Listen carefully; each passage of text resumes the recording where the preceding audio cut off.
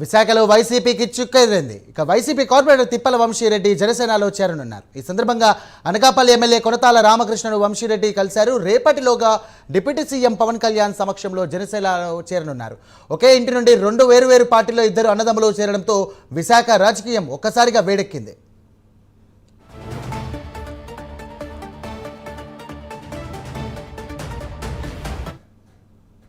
ఇప్పటికే Visakha mayor, deputy మేయర్పై కూటమి కార్పొరేటర్లు అవిశ్వాస తీర్మానం ప్రవేశపెట్టారు. వంశీరెడ్డి నిర్ణయంతో ఎమ్మెల్సీ బొత్స, మాజీ మంత్రి గుడివాడ అమర్నాథ్ తలలు పట్టుకున్నారు.